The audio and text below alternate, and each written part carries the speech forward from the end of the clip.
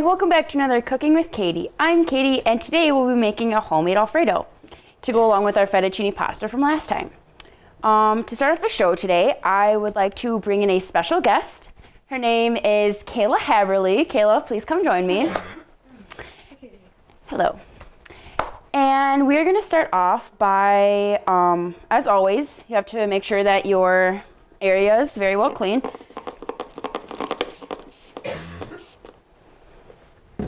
So we're just gonna, wipe off your working area, which is all around the stove and the countertops, just to make sure that everything is nice and clean. Okay, so now I'm going to wash my hands. Kayla, you have to wash your hands too? Yeah.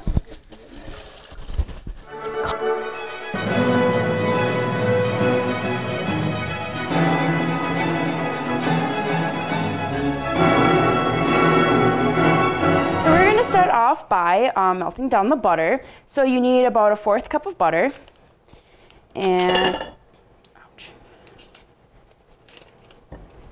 you're just going to melt that right down, leaving your heat at about medium so not to burn it right away.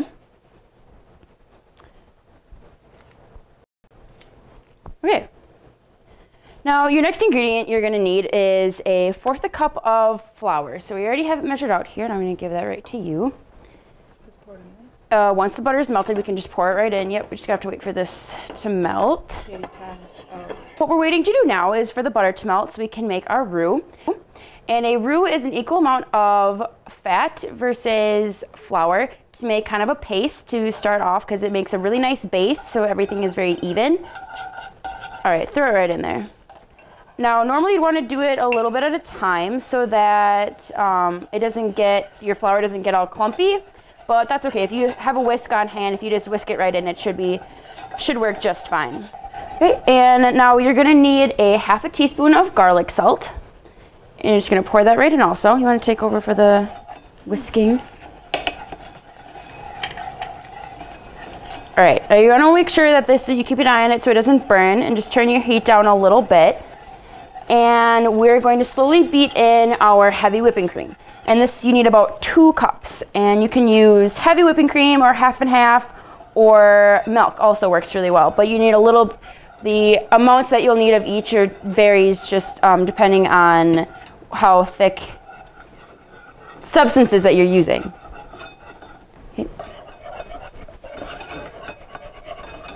Okay, can you just take this and keep pouring it in as I tell you? Right. And you want to add this slowly so that it doesn't overpower your roux.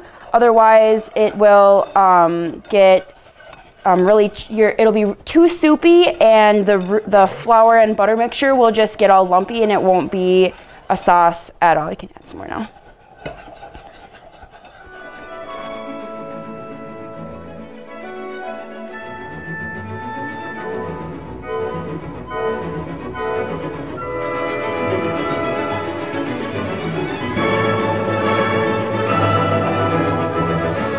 Now, once all of your milk or heavy whipping cream or 1/2 and 1/2 is all added, you're going to take 2 cloves of garlic, minced, and here we have chopped garlic, which is basically the same thing, and I'm just going to add a teaspoon of it,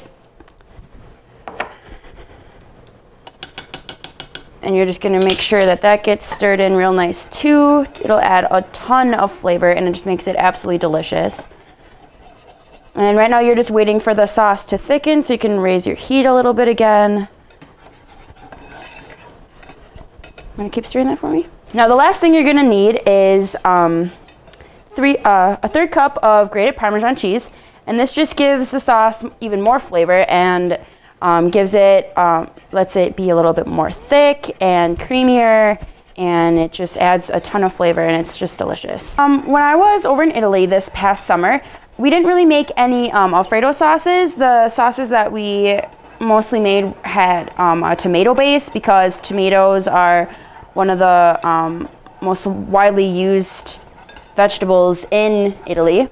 And we made anything from a really thick and heavy sauce that you would, like marinara sauce that you would put on more of a heavier pasta, not fettuccine, something more like penne. Another sauce we made was like a really thin red sauce. We also started with a roux. It wasn't the same type because we had tomato paste in it as well, which gave it the red color. And of course, we also added tomatoes later on. But that would make well for something more like fettuccine or bow tie because it was really nice and light and it'll go well with the noodles. Another sauce that we made was this broccoli cream sauce, and it was a really thick, heavy broccoli sauce. And I'm not really quite sure why they called it a broccoli sauce, but it was absolutely just to die for. And I don't really like broccoli, so that's actually saying a lot for me. But one of the things I found most interesting was that it didn't go with any regular type of noodle.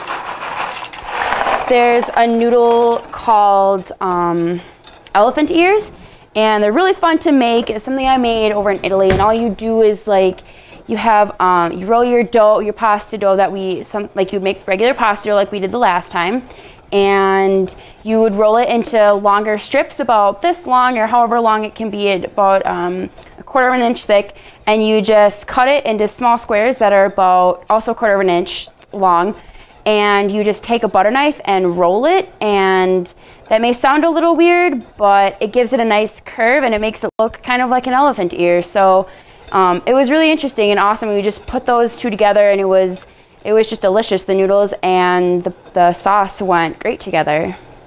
Some sauces can be too heavy for different types of noodles, and when I say heavy, I mean like depending on their consistency, how thick they are.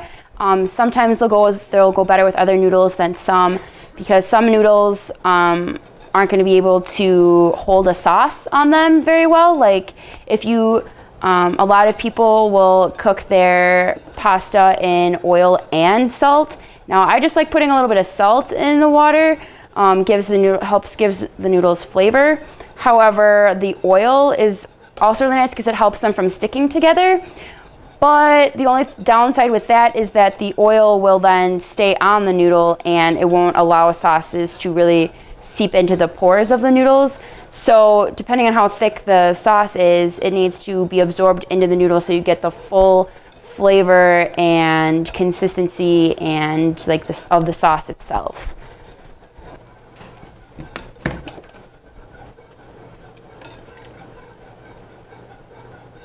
Yep. You're gonna cook the Alfredo sauce for about 4 to 5 minutes to make sure that it'll be really quite runny after you add in all of the milk or half and half or whipping cream.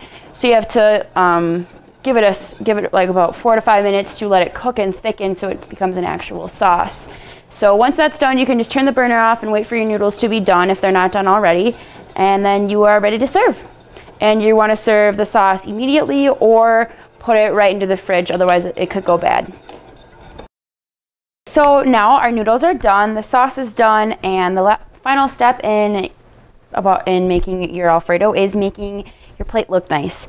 You want to make sure that your noodles are all in one central place, they're not just thrown around the plate, and you want to make sure that, same with the sauce, you just drizzle it right over and make sure that none of it is out of place or that any of the edges around the plate are dirty, otherwise it won't look the best. So just make sure that everything is together and it'll look and taste fabulous. So let's recap on what we've learned so far. We've learned how to make summer tiramisu, fresh egg pasta, and now homemade Alfredo. So you almost have a full meal. Tune in next time for a very special surprise. Thanks, Kayla, for helping out, and tune in next time for another Cooking with Katie. I'm Katie, and thank you for watching Cooking with Katie.